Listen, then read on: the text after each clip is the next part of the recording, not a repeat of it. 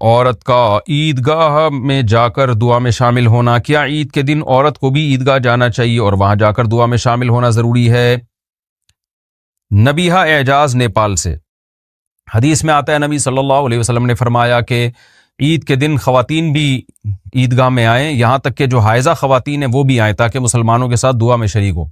تو اس حدیث کی روح سے بہت سے علماء یہی کہتے ہیں کہ عید کے دن عورت کو بھی آنا چاہیے، لیکن یہ بات ضرور ہے کہ عورت جو عیدگاہ میں جائے گی تو خوشبو لگا کے نہیں جا سکتی، وہ زینت والے کپڑے پہن کے نہیں جا سکتی، مکمل 100% پردے میں جائے گی وہ۔ تو آج کل ان شرائط کا خواتین خیال نہیں کرتی۔ ہم دیکھ رہے ہیں کہ عیدگاہ میں جن عیدگاہوں میں خواتین آتی ہیں وہ عیدگاہ کم اور مینا بازار زیادہ بنا ہوتا ہے، وہ تو بالکل ایک انٹرٹینمنٹ کا وہ بنا ہوتا ہے، ایک بے پردگی کا ایک عجیب سا ماحول ہوتا ہے۔ تو ایسی صورت میں اگر کوئی علاقے کے علماء منع کر دیں کہ خواتین نہ آئیں تو ان کو یہ نہیں کہا جائے گا کہ یہ حدیث کی مخالفت کر رہے ہیں، بلکہ یہ کہا جائے گا حدیث میں جن پابندیوں کے ساتھ آنے کا حکم ہے، چونکہ خواتین ان پابندیوں کا خیال ہی نہیں کر رہی ہیں، تو پردے کا حکم جو ہے نا عید کی نماز میں آنے سے زیادہ اہم حکم ہے اسلام میں۔ پردے کا حکم قرآن میں بھی ہے اور بہت ساری احادیث میں بھی ہے، جبکہ عید میں آنے کا حکم ایک حدیث میں ہے یا 2-4 احادیث میں ہوگا زیادہ سے زیادہ۔ تو پردے کی ویلیو اسلام میں عید کی نماز میں آنے سے زیادہ ہے۔ تو بہرحال اصل حکم یہی ہے کہ خواتین بھی عیدگاہ میں جائیں نماز پڑھنے کے لیے، یہاں تک کہ جو ناپاک خواتین یعنی حیض کی حالت میں خواتین ہیں، ناپاکی کی حالت میں ہیں، وہ بھی جائیں اور خطبے میں شریک ہو جائیں، جو خطبے کے آخر میں دعا ہوتی ہے تو اس میں شریک ہو جائیں۔ لیکن میں نے بار بار بتایا کہ یہ مشروط ہے پردے کی پابندی کے ساتھ۔ تو اگر پردے کی پابندی ہوگی تو پھر ٹھیک ہے، نہیں ہوتی جیسے کہ نظر تو یہی آ رہا ہے کہ خواتین آج کل پابندی نہیں کرتی ہیں، تو پھر اگر کوئی ان کو روک دے تو اس روکنے والے کو حدیث کا مخالف بہرحال نہیں کہا جا سکتا کہ یہ حدیث پہ عمل نہیں کر رہے۔ عید کے خطبے کے بعد دعا کر سکتے ہیں۔ عید کے خطبے کے بعد دعا کرنا کیسا ہے؟ دیکھیں، عید کی نماز کے بعد بھی دعا ثابت نہیں ہے، اور خطبے کے بعد یہ جو ہم ہاتھ اٹھا کے اجتماعی دعا مانگتے ہیں، امام دعا مانگ رہا ہوتا ہے اور مقتدی آمین آمین کہہ رہے ہوتے ہیں، یہ بھی ثابت نہیں ہے۔ ہاں، دعا ضرور ثابت ہے، لیکن وہ کب ثابت ہے کہ خطبے میں ہی نبی صلی اللہ علیہ وسلم دعائیہ کلمات کہا کرتے تھے، جیسے کہ جمعے کے خطبے میں، جمعے کی نماز کے بعد بھی دعا ثابت نہیں ہے، جمعے کی نماز سے پہلے بھی ثابت نہیں ہے، جمعے کی نماز اور خطبے میں دعا ثابت ہے لیکن وہ بھی ہاتھ اٹھا کے نہیں۔ تو رسول اللہ صلی اللہ علیہ وسلم جیسے جمعے کا خطبہ دیتے تھے تو دوسرے خطبے کے آخر میں آپ دعا مانگتے تھے، تو وہ ہاتھ اٹھائے بغیر خطبے کے انداز میں۔ تو عید میں بھی ایسا ہی ہے، تو اس لیے نہ پہلے ہے نہ بعد میں۔ البتہ یہ بات ضرور ہے کہ چونکہ ہمارے ہاں خطبے کے آخر میں دعائیں عربی میں ہوتی ہیں، عوام کے سمجھ میں نہیں آتی وہ، تو اس لیے عوام کو حدیث میں آتا ہے نا لیشہدن الدعاء مع المسلمین مع جماعت المسلمین، کہ خواتین بھی عیدگاہ میں آئیں تاکہ مسلمانوں کے ساتھ دعا میں شریک ہوں۔ تو دعا کی فضیلت بہرحال عید کے دن ثابت ہے۔ اب یہ ہے کہ عربی میں جب آپ خطبے کے آخر میں دعا مانگتے ہیں تو عربی لوگوں کو تو سمجھ میں آ رہا ہوگا، وہ اردو اسپیکنگ کو سمجھ میں نہیں آتا، تو اب کیا کیا جائے؟ اس دعا کو جو اردو میں دعا مانگی جاتی ہے یا تو بالکل ہی چھوڑ دیا جائے یا پھر یہ کہ اس کو مانگا جائے۔ تو میری ایک ٹوٹی پھوٹی رائے اس بارے میں یہ ہے کہ چونکہ نہ تو عید کی نماز کے بعد یہ دعا ثابت ہے، اچھا یہ بعض حضرات اس سے استدلال کرتے ہیں کہ نمازوں کے بعد دعائیں کی فضیلت ہے، تو اس میں ہر طرح کی نماز داخل ہے، یقیناً نمازوں کے بعد دعا کی فضیلت ہے، لیکن خود نبی کا عمل دیکھا جائے گا نا کہ آپ نے کیسے دعا مانگی ہے۔ تو آپ صلی اللہ علیہ وسلم تو فرض نماز کے بعد ہمیں نہیں ملتا اس طرح ہاتھ اٹھا کے دعائیں مانگا کرتے تھے، پیچھے لوگ آمین آمین کہتے تھے یا کوئی اجتماعی ہیئت بن جاتی تھی، ایسا بھی نہیں ہے۔ بلکہ ہمیں تو یہ بھی نہیں کوئی واضح احادیث اس بارے میں ملتی کہ فرض نماز کے بعد آپ انفرادی بھی ہاتھ اٹھا کے کہیں دعا مانگا کرتے تھے، اس کا بھی کوئی ہمیں ثبوت نہیں ملتا۔ اور فقہ کی کتابیں جو 1400 سال سے حنفیہ، مالکیہ، شافعیہ، حنابلہ کے جو چلی آ رہی ہیں، جن میں اسلامی قانون کو مرتب کیا گیا ہے، ان کے حاشیے میں بھی اس دعا کا کہیں تذکرہ نہیں ملتا کہ فرض نماز یا عید کے بعد کہیں ہاتھ اٹھا کے نبی صلی اللہ علیہ وسلم نے دعا مانگی ہو یا فقہا نے اس کو مستحب قرار دیا ہو کہ یہ کوئی مستحب عمل ہے یا سنت عمل ہے۔ تو اب یا تو اس کو بالکل چھوڑ دیا جائے یا یہ کہ اس حدیث پر عمل کرنے کے لیے کہ دعا بذات خود تو ہے نا خطبے میں، تو اس کا طریقہ میری رائے یہ ہے کہ بجائے اس کے کہ نماز کے بعد دعا مانگی جائے، کیونکہ اس سے تو ایک سنت چھوٹ رہی ہے۔ سنت یہ ہے کہ عید کا خطبہ اور عید کی نماز یہ دونوں ملے ہوئے ہیں آپس میں، نماز کے بعد خطبے کا تذکرہ ملتا ہے ہمیں، تو نماز کے بعد تاخیر نہ کی جائے، فوراً خطبہ شروع ہو جائے، اور خطبے کے آخر میں جو دعا ہے عربی کی، وہ عربی دعا مانگنے کے بعد مقامی زبان میں بھی وہ دعا کو مانگا جائے اپنے الفاظ میں، تو یہ احون ہے۔ احون اس لیے احون کہتے ہیں یعنی اس میں یہ انشاءاللہ بدعت نہیں ہوگا یہ عمل۔ وجہ اس کی ہے کہ جو واجب درجہ تھا عربی خطبے کا وہ تو عربی میں ہو گیا نا، تو اب خطبہ میں اگر اردو میں بھی مانگ لی جائے نا خطبے کے بعد آخر میں، تو اس سے کوئی فرق نہیں پڑتا، بلکہ یہ مزاج شریعت کے زیادہ قریب ہے، اس لیے کہ تاکہ لوگوں کو دعا کے الفاظ سمجھ میں آئے۔ تو خطبہ عربی زبان ہی میں سنت ہے، تو وہ سنت تو پوری ہو چکی ہے جب آپ نے عربی میں ایک معتدبی مقدار میں خطبہ پڑھ لیا، اس کے بعد پھر آپ اردو میں دعا مانگنا شروع کر دیں، وہ اجتماعی دعا بن جائے گی۔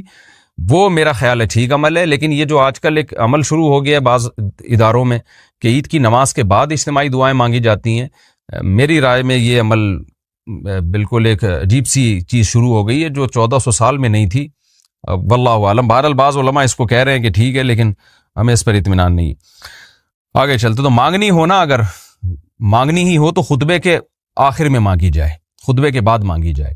اور عید کی نماز کے بعد دعا مانگنے میں ایک حرج یہ بھی ہے کہ یہ مشاہدہ ہے کہ عید کی نماز کے بعد جب دعا مانگتے ہیں نا امام صاحب، تو دعا جیسے ہی ختم ہوتی ہے لوگ اٹھ کے جانا شروع کر دیتے ہیں، کیونکہ لوگوں کے ذہن میں ایک بات ہے کہ جب کوئی بھی عمل کمپلیٹ ہوگا تو اس کے بعد دعا ہوتی ہے، تو بہت سے لوگ سمجھ رہے ہوتے ہیں کہ اب نماز کمپلیٹ ہو گئی، چلو جی اب گھر چلو۔ تو اس لیے مانگنی ہی ہو تو خطبے کے بعد دعا مانگی جائے اور خطبے کے آخر میں اس کو ایڈ کر دیا جائے، تو زیادہ زیادہ اس میں خرابی یہ ہوگی کہ بھئی عربی خطبے میں آپ نے ایک اردو کے الفاظ کا اضافہ کر دیا، تو اس میں کوئی حرج نہیں ہے، جو واجب درجہ تھا یا سنت درجہ تھا وہ عربی میں ہو چکا ہے، تو اس کے بعد اگر نصیحت کو اپنی زبان میں بھی ایڈ کر دیا جائے یا دعا کو ایڈ کر دیا جائے تو میرا خیال ہے اس میں کوئی حرج نہیں ہونا چاہیے۔ عید کی نمازیں ہونی تو چاہیے شہر میں 1 یا 2 ہو جائیں یا 3 ہو جائیں یا 4 ہو جائیں، ہر مسجد میں عید کی نماز ہو رہی ہے۔ ارے کیا اتنی ہم میں ہمت نہیں ہے کہ میں اپنی نماز چھوڑ کے دوسرے مولوی صاحب کے پیچھے عید کی نماز پڑھ لوں؟ میں بولوں بھائی سارے مجمع کہاں جائے گا، بولو وہاں نماز پڑھے گا۔ میں جب پنجاب میں تھا نا، میں نے 1 مہینے امامت کی، تو عید کا دن آنے والا تھا، تو انہوں نے مجھے کہا کہ مسجد کی انتظامیہ نے عید کی نماز کب ہوگی؟ میں نے کہا دیکھو تھوڑا سا ارلی جانب مسجد کے امام ہیں، وہ بھی عید کی نماز پڑھاتے ہیں، تو ہمیں کیا ضرورت ہے ہم یہاں عید کی نماز پڑھائیں؟ ایک بڑا اجتماع ہونا چاہیے نا عید میں، تو عید میں تو کم از کم اتنا کر لیں کہ یہ جو ہر مسجد میں عید کی نماز ہو رہی ہے اس کو ختم کر کے شہر میں 2 بڑے اجتماع کر لیں، 3 کر لیں۔ تو میں نے کہا سب سے پہلے میں اس کے لیے قربانی دیتا ہوں، میں اعلان کرتا ہوں میری مسجد میں عید کی نماز نہیں ہوگی، میرے سارے نمازی فلاں مولوی صاحب کے پیچھے نماز پڑھیں گے۔ سمجھ میں نہیں آ رہی بات؟ تاکہ ایسا نہ اس مولوی صاحب کو جب ہم پیغام بھیجیں تو وہ کہیں اچھا میرے والوں کو اپنے پاس لا رہے ہیں، ٹھیک ہے؟ میں نے کہا ایسا نہیں ہے، ہم اپنے والے کہاں بھیجیں گے؟ بولو ادھر بھیجیں گے، ایک نماز ہو، بڑا اجتماع ہو۔ لیکن کمیٹیاں نہیں مانتی۔ یہاں بھی میں نے شروع میں جب میں آیا تو اس کی کوشش کی کہ ہماری مسجد میں عید کی نماز بولو نہ ہو، بلکہ ہم کہیں تو حبیبیہ میں ہو جائے یا ادھر ہو جائے، ہم بھی وہیں جائیں گے، ایک بڑا اجتماع ہو، ایسی جگہ ہو جہاں کھلا میدان ہو۔ عید کی نماز تو مسجد میں ویسے ہی مکروہ ہے، نبی ہمیشہ میدان میں عید کی نماز پڑھتے تھے، مسجد میں عید کی نماز عذر سے پڑھی ہے، بارش وغیرہ کے عذر سے، ورنہ نہیں پڑھی۔ وجہ اس کی یہ ہے کہ عید کی نماز شاعر اسلام میں سے مسلمانوں کا بڑا دن ہے، تو اللہ کہتے ہیں ایسے کھلے میدان میں بڑے بڑے اجتماع کرو، پوری دنیا دیکھے کہ آج مسلمان کیسے اللہ کا شکر ادا کرتے ہیں، غیر مسلم بھی دیکھیں، اور ہم بند کمروں میں پڑھ رہے ہوتے ہیں۔ لیکن انتظامیہ کا کہنا یہ ہوتا ہے کہ چندہ نہیں ہوگا۔ کیا نہیں ہوگا؟ اگر ہم وہاں پڑھیں گے تو یہاں جو چندہ ہوتا تھا وہ بولو نہیں ہوگا، تو میں نہیں پڑھاؤں گا تو کسی دوسرے سے پڑھوا لیں گے، تو جو جب پڑھنی ہے تو پھر ہم ہی پڑھا دیں۔ کیا خیال ہے بھائی؟ یعنی وہ تو اجتماع تو ہو نہیں رہا نا۔ تو اتنے ہمارے ظرف چھوٹے ہیں کہ ہم دوسروں کے پیچھے عید کی نماز پڑھنے کے لیے بھی تیار نہیں ہیں۔ یہ تو ہمارے حالات ہیں یار، کہ بھائی ہم کہیں بھائی جو کھلے میدان ہے وہاں جا کے پڑھیں گے، مسجدوں میں نماز بند کرو اس کو۔ جہاں میدان ہے، جس مولوی صاحب کے قریب میں کوئی میدان ہو نا، تو اس مولوی صاحب سے کہا جائے آپ پڑھائیں گے، ہم سب وہاں پہنچیں گے۔ عید کی نماز میں بھی چھوٹے چھوٹے 4 آدمی بھی لے کے لوگ کھڑے ہوئے ہوتے ہیں، ٹھیک ہے نا؟ 4 آدمی، یہ کوئی عید کی نماز ہے؟